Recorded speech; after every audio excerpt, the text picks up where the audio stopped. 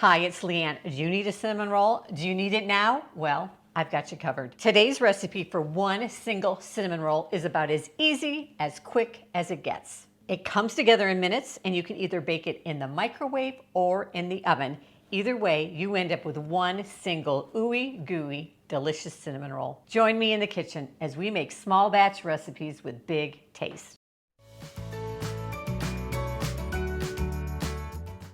All right, this recipe is not only the perfect way to curb that cinnamon roll craving, but you don't have to spend hours in the kitchen. Now, because the cinnamon roll doesn't use yeast, you can make these cinnamon rolls in under 30 minutes if you're using the oven, or under 10 minutes if you're using the microwave. Now, does it get any easier than that?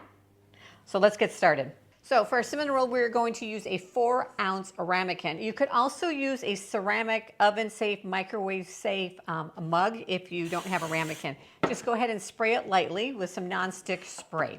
Now, because this cinnamon roll does not use yeast, it has a little bit more of a texture of a biscuit, and that is not a bad thing. Now, if you would prefer a cinnamon roll with a more traditional yeasty texture to it, you're going to want to check out my single cinnamon roll for one right up there that uses yeast. It just takes a little bit longer. We're going to start by combining a 1/2 cup of all-purpose flour, and we're going to use a 1/2 teaspoon of baking powder. Now, the baking powder is your leavening agent in here. It's going to help give it a little lift since we're not using yeast. So you want to make sure you're using a nice fresh baking powder. Do not be using one that's been sitting in your pantry for the last 2 years. We're going to add in a pinch of salt. And how many teaspoons? 1 tablespoon. My trusty assistant over here. 1 tablespoon of sugar. All right. And then just kind of give that a little bit of a mix. And then we're going to add in our wet ingredients. And for that, we are going to use 2 teaspoons. 1 tablespoon. 1 tablespoon.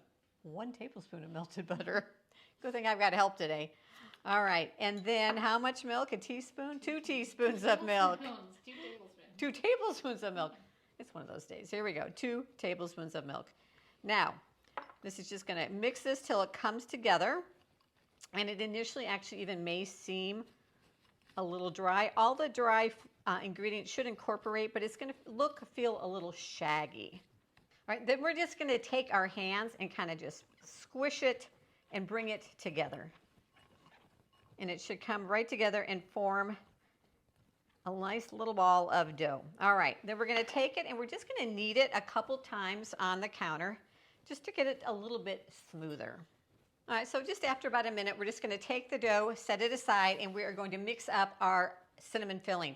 I have got 2 teaspoons here of softened butter, and I'm going to use 2 tablespoons of brown sugar. Kind of pack it in there, and then just a 1/2 teaspoon, and I just eyeball it, of cinnamon.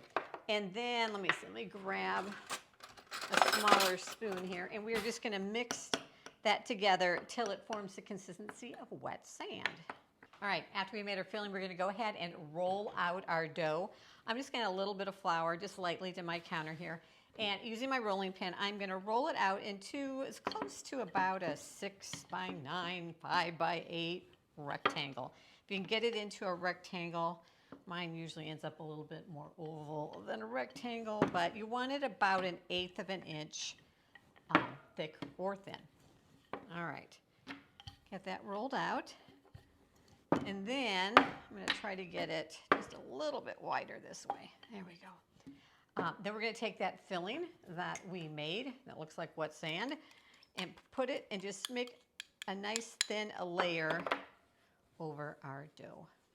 Then our next step is you're going to take a knife, or I'm going to use a pizza cutter, and we're going to cut it in to 3 strips. All right.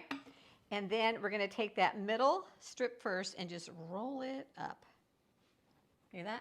Just like a little cinnamon roll. And then we're going to take, we've got our flat edge, straight edge here, the straight edge of that other piece, roll it up, and do the same thing with this piece right here. All right, there we go. Isn't that cute? One little cinnamon roll. Then we're going to take our ramekin that we sprayed. We're going to place it in there. And I'm today going to bake this to show you how easy it is in the microwave, literally for 90 seconds.